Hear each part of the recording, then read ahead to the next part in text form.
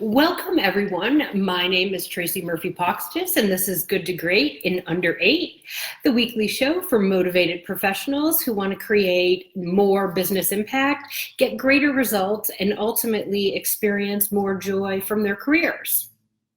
So guys, no matter how long you've been working or how much leadership and management training and experience you have, when it comes to deciding whether or not to terminate somebody, it's a tough decision, and it's likely always going to be a tough decision, right? I mean, when we think about it from our own perspectives, we often tell ourselves, well, we can't terminate this person because I don't have time to onboard and find somebody new. Or I really like this person and I don't want to let them go. Or my favorite, which is I know their performance will get better. Or it's my fault they're not performing. Right? And then we think about it from the individual's perspective. And many of us start to wonder, well, what will they do if they're terminated, right? How's this going to impact their family? And how long is it going to take them to find another job? And so with all of that going on in our minds, how do we really approach and make this type of decision with confidence, yet without regret? And so in my experience, there's really several things that we honestly can do to make sure that we make the best decision for our teams and our organizations. And the first thing, and probably the most important, is to remember that a key part of our job, of your job, is to build a team that does great work and delivers results. And so reminding yourself that this is a key part of your job can really help take away some of the emotional charge associated with determining whether or not to terminate someone.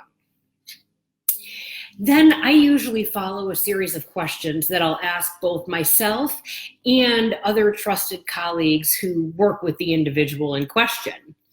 And I ask these questions to really help ensure that I'm being objective, right, about the situation.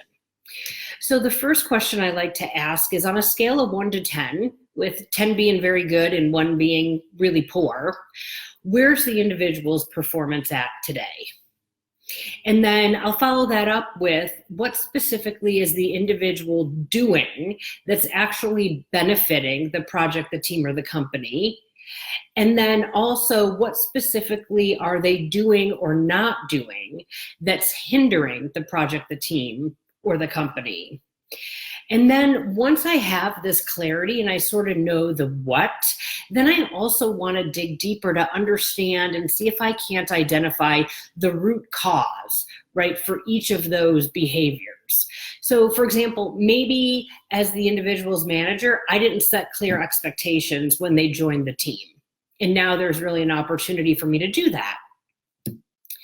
So then once I've done this, I also then like to engage the individual. Now, of course, you're typically having performance conversations, right, with the individual along the way. So this likely isn't the first time they're going to be hearing about this. But I like to engage them and get their perspective on what do they think the root cause of the behavior problems are. And, I always find their responses quite telling.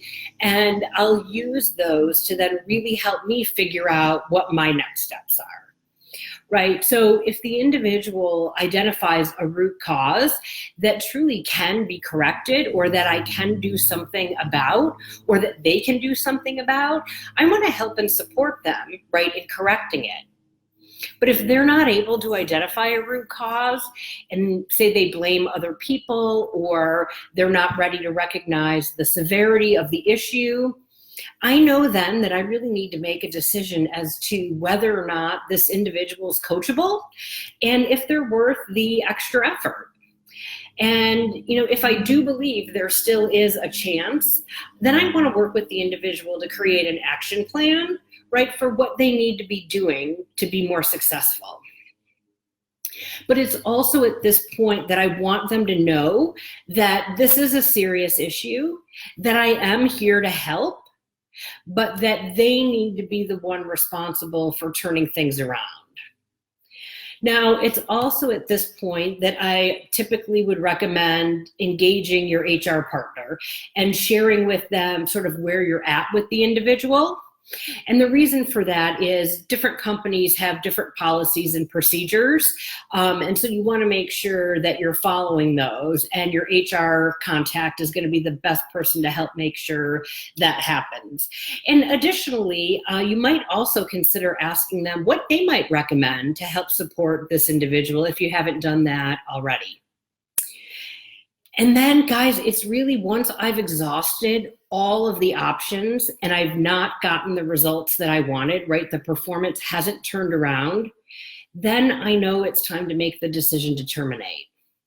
And I know that I'm feeling confident because I've done everything within my control to possibly do. And now it's really time for me to make the tough decision and do my job effectively. And remember, guys, this decision is always going to be a tough one. Just take it one step at a time. Don't let the crazy thoughts run through your mind. Don't let them take control over your mind and how you're thinking, right? Take a step back, let go of the emotional charge, and make a well-informed business decision, just like you would with anything else. And if you are, in fact, struggling with this now, and I know it can be tough, reach out to me. Send me an email at tracy@tracymurphycoaching.com, and we'll talk about it. We'll get a conversation started, and we'll get you through it so that you can feel confident and not have any regret. All right, guys, that's it. I will see you next week.